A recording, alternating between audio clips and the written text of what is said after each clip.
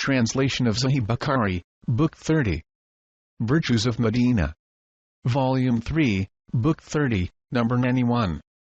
Narrated Anas, the Prophet said, Medina is a sanctuary from that place to that.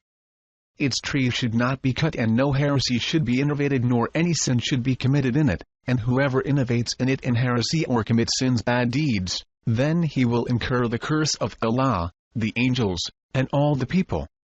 See Hadith number 409, Volume 9. Number 92. Narrated Anas.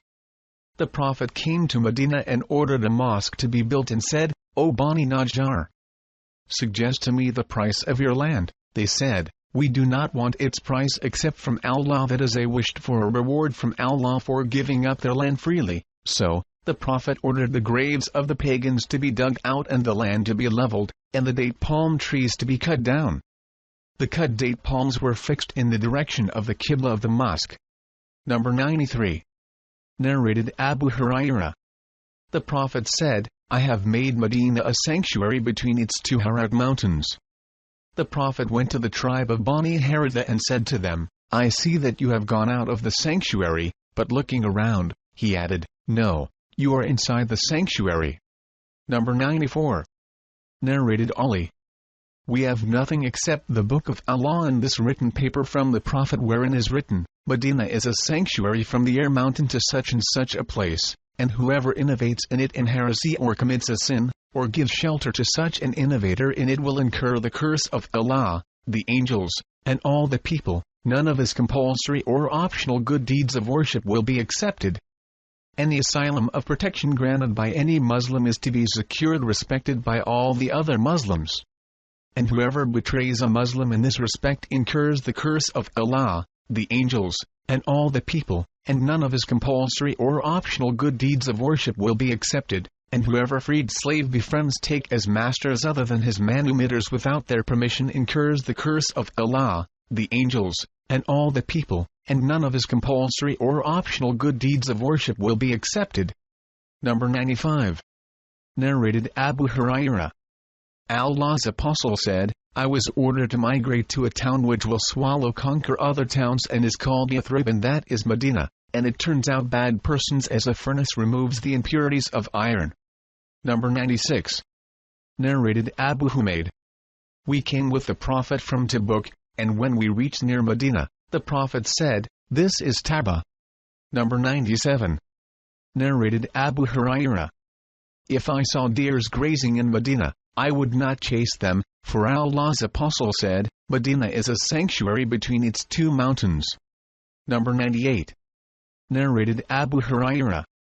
I heard Allah's Apostle saying, the people will leave Medina in spite of the best state it will have, and none except the wild birds and the beasts of prey will live in it, and the last persons who will die will be two shepherds from the tribe of Muzana, who will be driving their sheep towards Medina, but will find nobody in it. And when they reach the valley of Thaniyat al-Wada, they will fall down on their faces dead.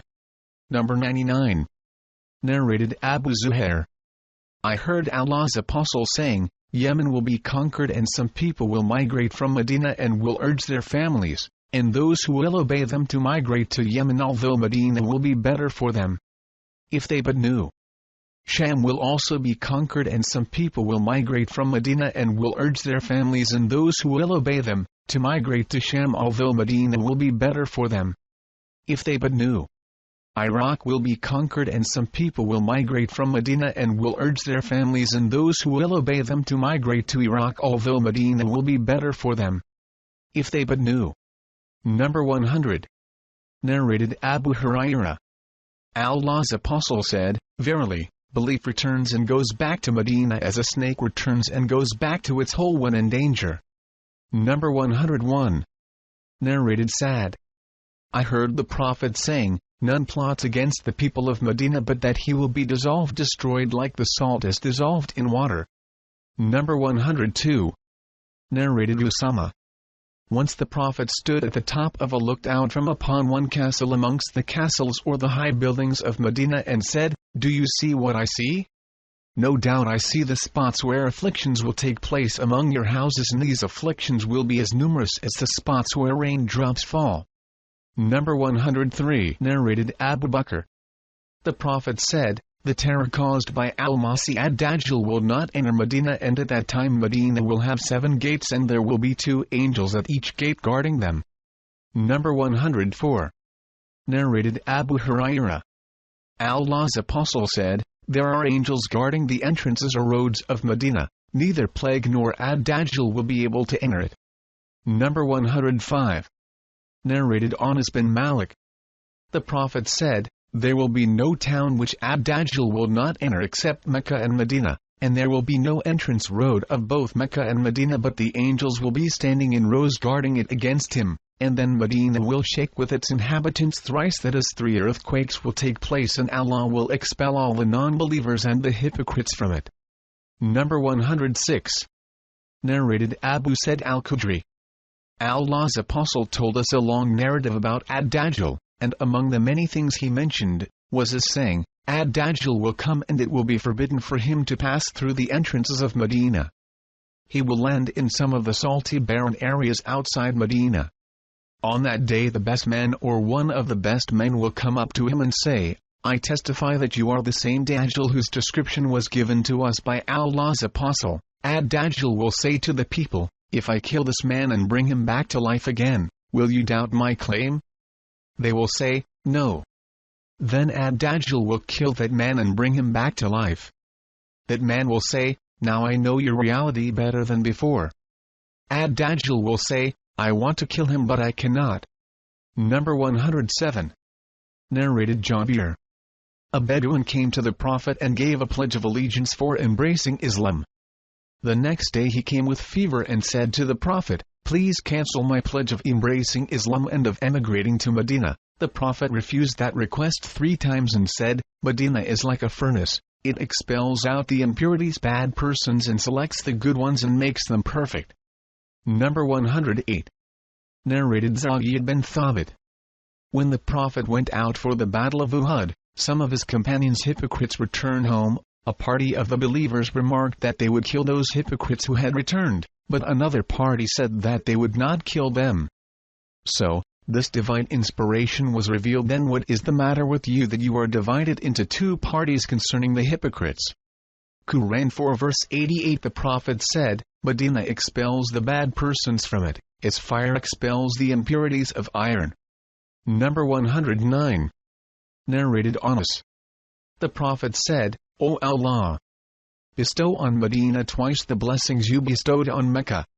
Number 110. Narrated Anas. Whenever the Prophet returned from a journey and observed the walls of Medina, he would make his mount go fast, and if he was on an animal that is a horse, he would make it gallop because of his love for Medina. Number 111. Narrated Anas. The people of Bani Salama intended to shift near the mosque of the Prophet, but Allah's Apostle disliked to see Medina vacated and said, "O the people of Bani Salama, don't you think that you will be rewarded for your footsteps which you take towards the mosque?" So, they stayed at their old places. Number 112. Narrated Abu Hurairah. The Prophet said, "There is a garden from the gardens of paradise between my house and my pulpit, and my pulpit is on my lake found Al-Kawthar." Number 113. Narrated Aisha. When Allah's Apostle reached Medina, Abu Bakr and Bilal became ill. When Abu Bakr's fever got worse, he would recite this poetic verse: "Everybody is staying alive with his people, yet death is nearer to him than a shoelaces." And Bilal, when his fever deserted him, would recite, "Would that I could stay overnight in a valley wherein I would be surrounded by Idkar and Jalil, kinds of good-smelling grass. Would that one day I could drink the water of the Madinah, and would that the 2 mountains Shama and Tafel would appear to me." The Prophet said, "O Allah, curse Shaiba bin Rabi'a and Utbah bin Rabi'a and Umayyah bin Khalaf, as they turned us out of our land to the land of epidemics." Allah's Apostle then said, "O Allah, make us love Medina as we love Mecca, or even more than that. O Allah, give blessings in our saw and our mud measures symbolizing food, and make the climate of Medina suitable for us, and divert its fever towards Al-Jufa." Aisha added, "When we reached Medina, it was the most unhealthy of Allah's lands, and the valley of Bath and the valley of Medina used to flow with impure colored water." Number 114. Narrated Zayd bin Aslam from his father. Umar said, O Allah! Grant me martyrdom in your cause, and let my death be in the city of your apostle.